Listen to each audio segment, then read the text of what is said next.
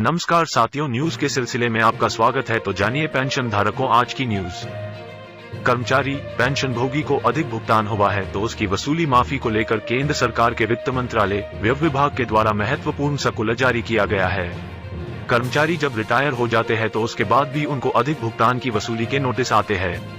ऐसे में पेंशन भोगी परेशान हो जाते हैं, उनकी कोई गलती नहीं रहती फिर भी वसूली के नोटिस क्यों आते हैं। ऐसे में अब आपके लिए बहुत बड़ी खुशखबरी आ चुकी है कि कुछ सेवा शर्तों के आधार पर अब अधिक भुगतान की वसूली वेवर ऑफ रिकवरी नहीं होगी। पेंशन नियम 2021 के उप नियम 15 सरकारी कर्मचारियों को किए गए अधिक भुगतान की वसूली वेवर ऑफ रिकवरी की छूट से संबंधित है। इस नियम के अनुसार भारत के राष्ट्रपति के विशेष आदेश द्वारा विभाग के वरिष्ठ अधिकारियों को कुछ शक्तियां प्रदान की गई है, जिसके तहत वे गलती से अधिक भुगतान की गई राशि की वसूली को माफ कर सकते हैं, लेकिन कुछ नियम शर्तों के अधीन ही यह नियम लागू होगा। अधिक भुगतान का जब पता चलता है तो 1 महीने के भीतर अगर वसूली के आदेश जारी नहीं किए जाते हैं तो कुछ शर्तों के आधार पर कर्मचारी पेंशन भोगी की अधिक भुगतान की वसूली माफ की जा सकती है। अगर कर्मचारी पेंशन भोगी को अधिक भुगतान हुआ है तो विभाग के वित्तीय सलाहकार की समिति से 2 लाख रुपए तक अधिक भुगतान की वसूली को माफ किया जा सकता है। अधिक भुगतान की वसूली की माफी के लिए विभागों मंत्रालयों को कार्रवाई करते समय निम्नलिखित दिशा निर्देशों का पालन करना चाहिए। विभागों को ये सत्यापित करना है कि सरकारी कर्मचारी पेंशन भोगी की तरफ से कोई गलती नहीं हुई है। अगर किसी विभाग मंत्रालय को लगता है कि अधिक भुगतान विभाग मंत्रालय की गलती से हुआ है तो डीओपीटी के दिशा निर्देशों के अनुसार कर्मचारियों पेंशनधारकों से अधिक भुगतान की वसूली नहीं करनी है। कर्मचारियों पेंशनधारकों से अधिक भुगतान की वसूली की माफी की सिफारिश विभाग मंत्रालय के वित्तीय सलाहकार द्वारा की जानी चाहिए और प्रशासनिक सचिव द्वारा मंजूर की जानी चाहिए। अगर कर्मचारी पेंशन भोगी को अधिक भुगतान गलत वेतन निर्धारण की वजह से हुआ है और लंबे समय तक इसका पता नहीं चला है तो मंत्रालय विभाग को ध्यान में रखना है कि ऑडिटर के द्वारा नियमित समीक्षा के दौरान ऐसे मामलों पर ध्यान क्यों नहीं दिया गया।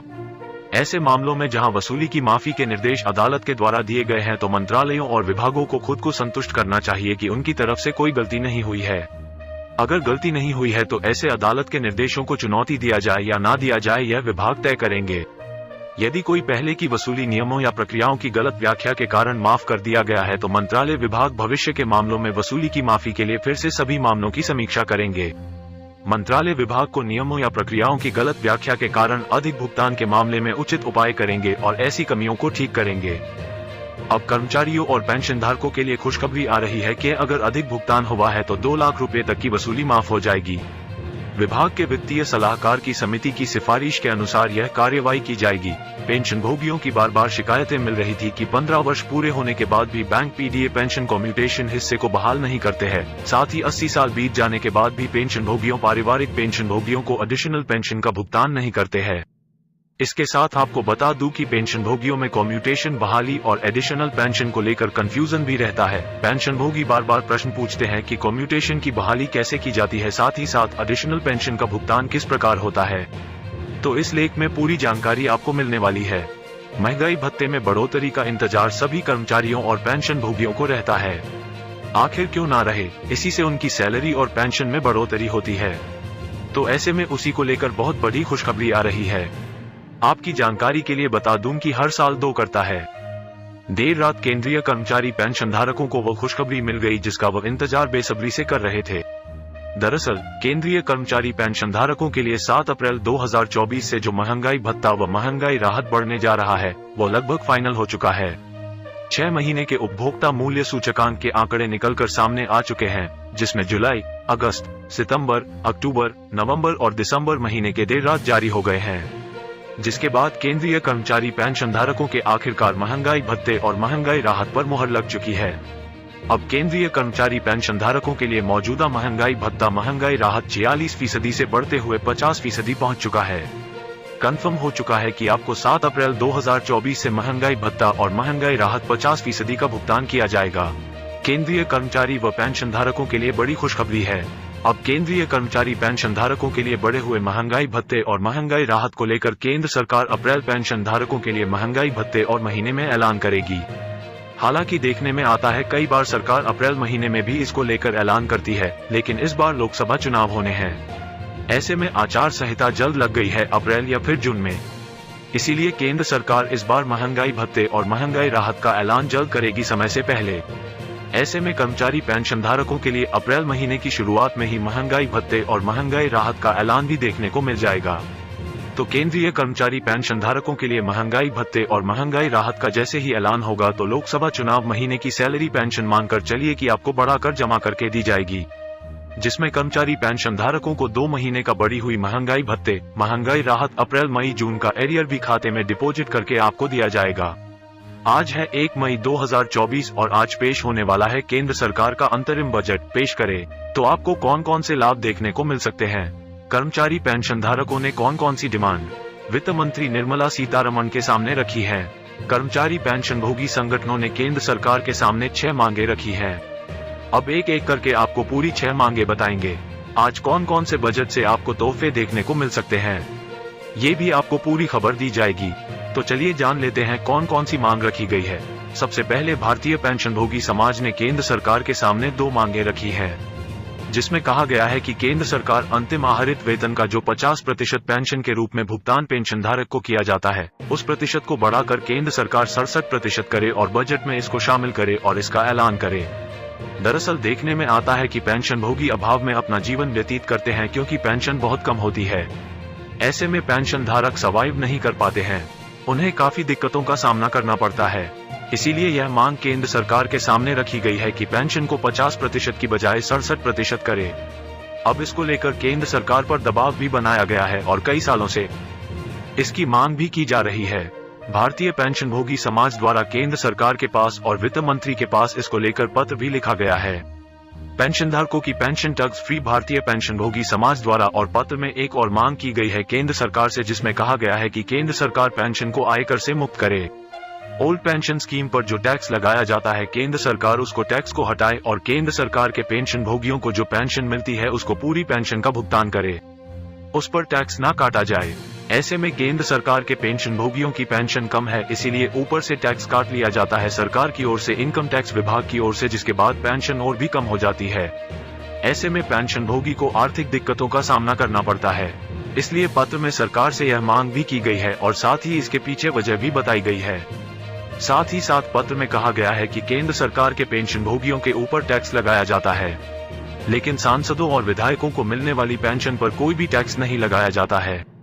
सांसद और विधायकों को मिलने वाली पेंशन आयकर से मुक्त होती है, तो केंद्र सरकार के पेंशन भोगी या राज्य सरकार के पेंशन भोगियों पर केंद्र या राज्य सरकारें टैक्स क्यों लगाती हैं, जबकि यह कोई कार्य से मिलने वाली आय नहीं होती है। ये देश की सेवा की गई है, उसके बदले मिलने वाली एक राशि होती है, लेकिन इसके ऊपर भी आप उसमें कटौती करते हैं, तो ऐसे कैसे सर्वाइव कर पाएंगे पेंशन भोगी। इन सभी दोनों मुद्दों को केंद्र सरकार बजट में शामिल करे और इनका ऐलान करे। अब देखना है कि आज पेश होने वाले बजट में केंद्र सरकार इनके बारे में कोई ऐलान करती है या नहीं करती है। ये तो कुछ देर में मालूम चला। तो चलिए दोस्तों अगली बड़ी मांग की बात करें। केंद्र सरकार के कर्मचारी संगठन पेंशन भोगी संगठनों ने केंद्र सरकार से मांग की है कि केंद्र सरकार बजट से 8वें वेतन आयोग को लेकर बड़ा ऐलान करे। केंद्र सरकार 8वें वेतन आयोग को लेकर केंद्रीय कमेटी गठन करने का ऐलान करे, क्योंकि अब वो समय आ चुका है जब 8 वेतन आयोग को लेकर केंद्रीय कमेटी का गठन करने का ऐलान करे। क्योंकि अब वो समय आ चुका है जब 8 वेतन आयोग को लेकर केंद्रीय कमेटी का गठन हो जाना चाहिए, क्योंकि केंद्रीय कमेटी को भी 1 से 1.5 साल का समय लगता है 8वें वेतन आयोग को लेकर रिपोर्ट तैयार करने में। ऐसे में अगर अभी 8वें वेतन आयोग को लेकर केंद्रीय कमेटी गठन का ऐलान नहीं करती है सरकार, तो मानकर चलिए कि 1 जनवरी 2026 से आपके लिए 8वें वेतन आयोग को प्रभावी करना काफी मुश्किल हो जाएगा, काफी दिक्कतों वाला मामला बैठ जाएगा। ऐसे में केंद्रीय पेंशन भोगी और कर्मचारी संगठनों ने मांग सरकार के सामने रखी है कि केंद्र सरकार बजट में ही इसको लेकर ऐलान करे। 8वें वेतन आयोग को लेकर हाल ही में 8वें वेतन आयोग की मांग को लेकर बवाल भी हुआ था और आंदोलन की चेतावनी भी कर्मचारी संगठन पेंशन भोगी संगठनों ने दी थी। हाल ही में टीबी सचिव सोमनाथ ने बयान दिया था कि केंद्र सरकार के पास 8वें वेतन आयोग को लेकर कोई भी मामला विचाराधीन नहीं है। ऐसे में मानकर चलिए कि समय आ चुका है 8वें वेतन आयोग को लेकर केंद्रीय कमेटी गठन होने का, फिर भी सरकार के पास ऐसा कोई मामला विचाराधीन नहीं है। इसी को लेकर चेतावनी भी जारी की गई थी। यदि केंद्र सरकार जल्द से जल्द 8 वेतन आयोग को लेकर केंद्रीय कमेटी गठित नहीं करती है तो राष्ट्रव्यापी आंदोलन किया जाएगा और 8वें वेतन आयोग की मांग को सरकार के सामने उजागर किया जाएगा। अब मानकर चलिए कि आज बजट से वेतन आयोग को लेकर बड़ा ऐलान भी देखने को आपको मिल सकता है।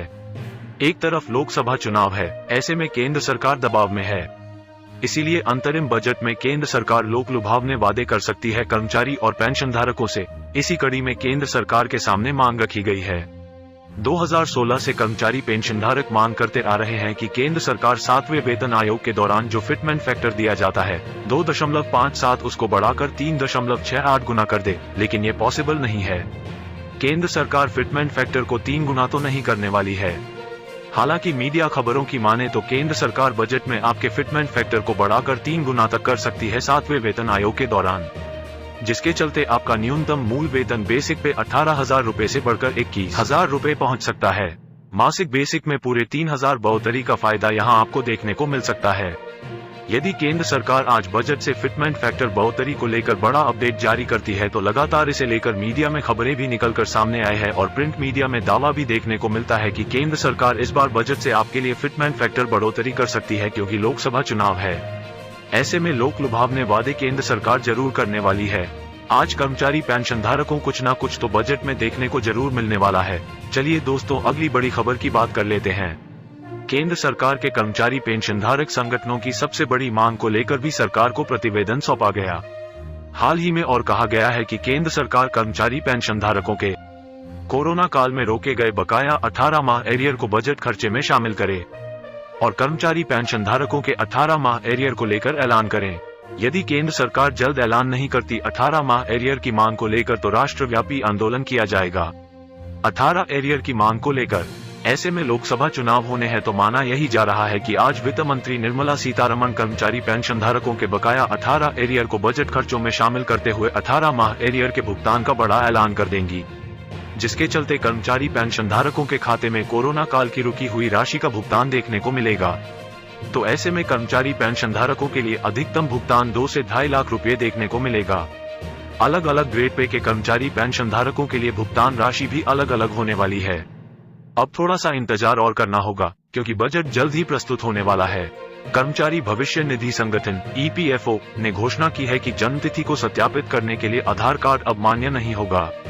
EPFO ने भारतीय विशिष्ट पहचान प्राधिकरण UIDAI के निर्देश के बाद आधार कार्ड को जन्मतिथि सत्यापित करने की सूची से बाहर कर दिया है।